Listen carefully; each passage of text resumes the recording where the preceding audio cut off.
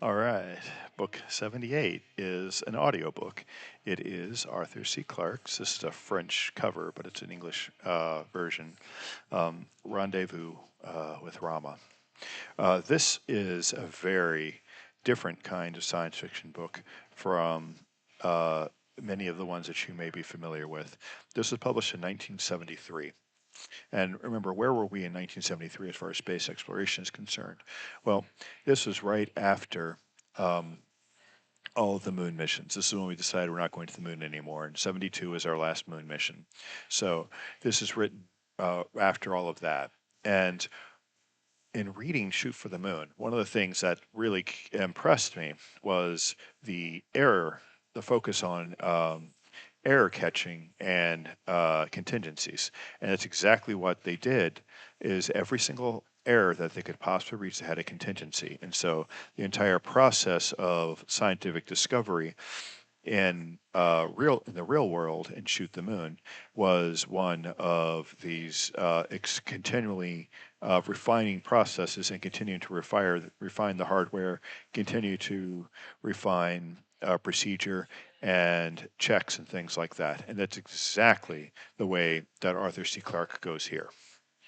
Now, what he does here is he has about, I don't know, something like 200 years in the future, something like that. This big, huge cigar-shaped thing.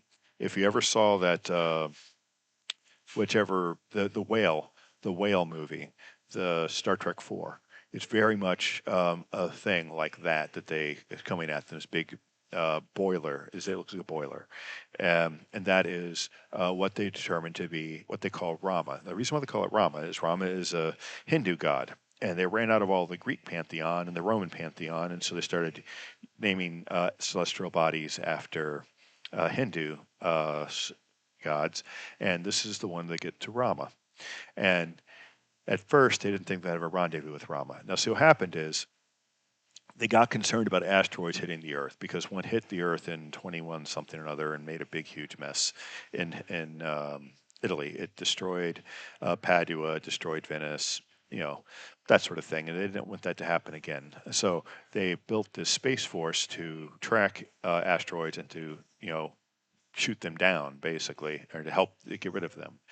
And so they find Rama somewhere around Jupiter, and at first it's just a asteroid with a very long elliptical, as far as I understand, but that's not actually what it is. It turns out that it's some kind of a spaceship, and it's this big cylinder, kind of like a boiler. Let's see if I get a picture of Rama. Uh, um, Other than the one on the cover.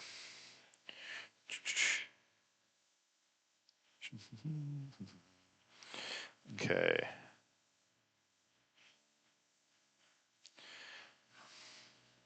Yeah, that's the sort of thing that they think they're going to explore.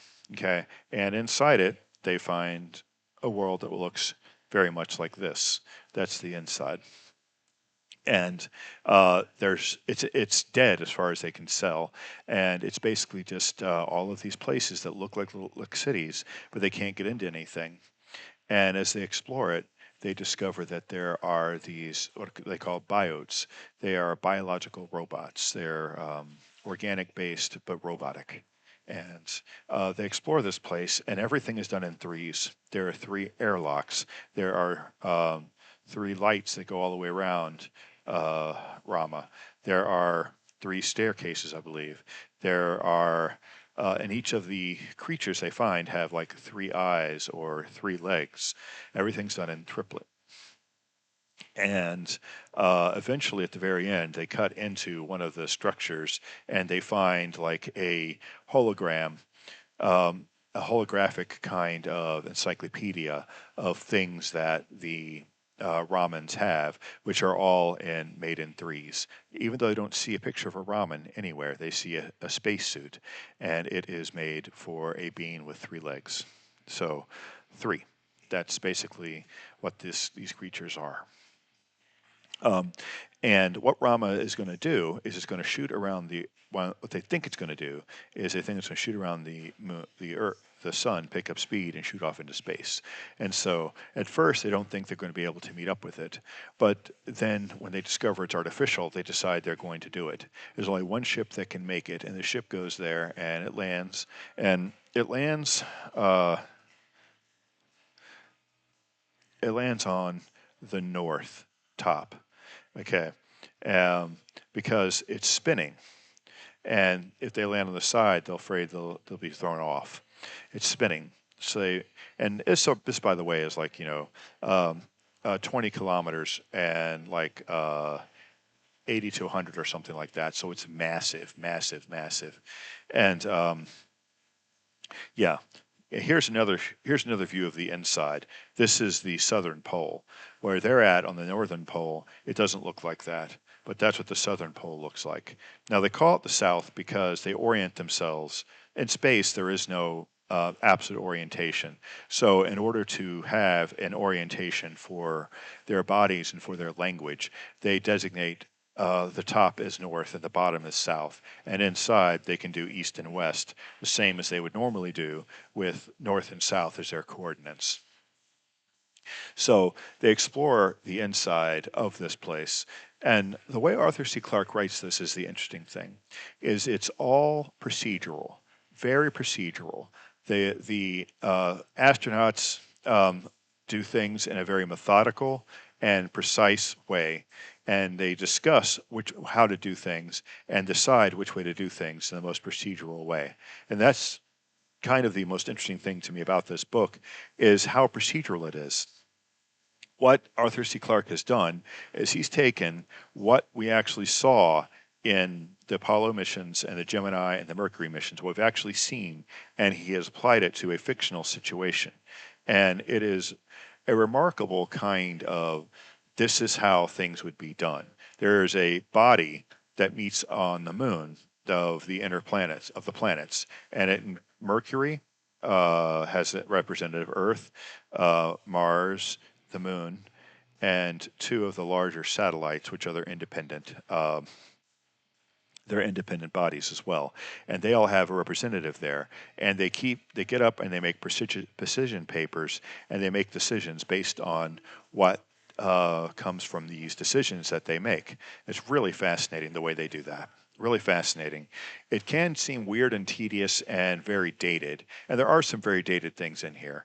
There's one place where one of the characters just speculates that women who are well endowed in the chest should not be in zero G because zero G does weird things to their breasts that make men think things.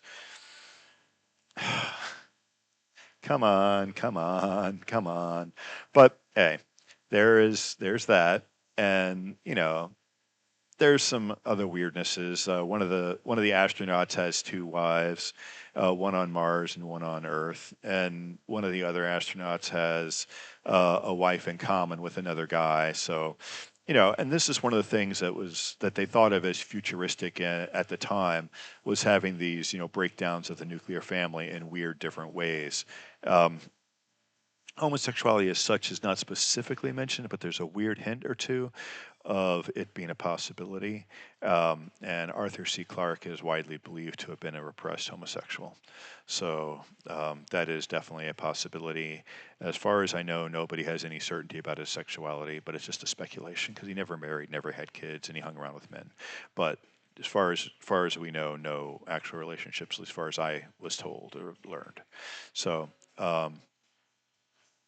In any case, towards the end of the book, Mercury decides that Rama is a threat and it's going to destroy it.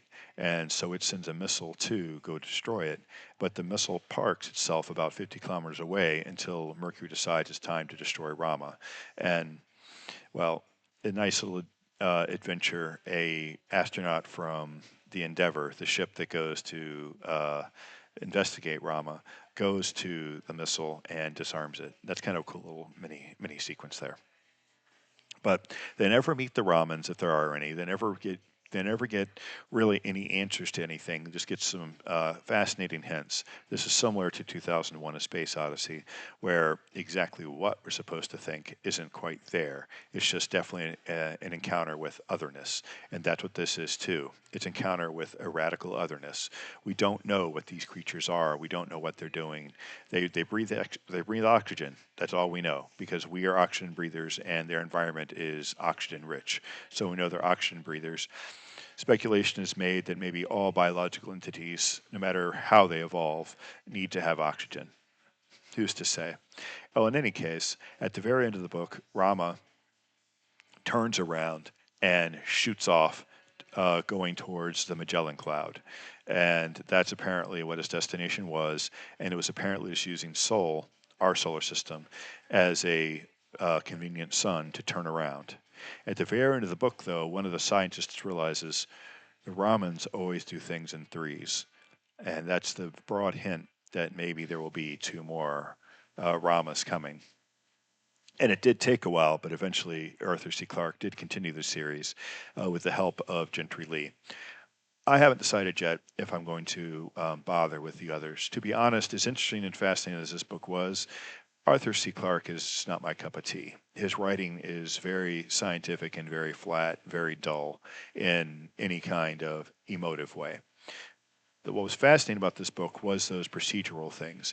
And if you want to see what a real space mission would probably look like, as close as we could get to something like this is the kind of book you want to read. It won awards, and deservedly so, for that exquisite focus on scientific detail and a procedural detail and the way in which space flight is done. So that's it for book 77. Or is it 77? 78. I don't know. 77, 78, whichever it is. Have a good day.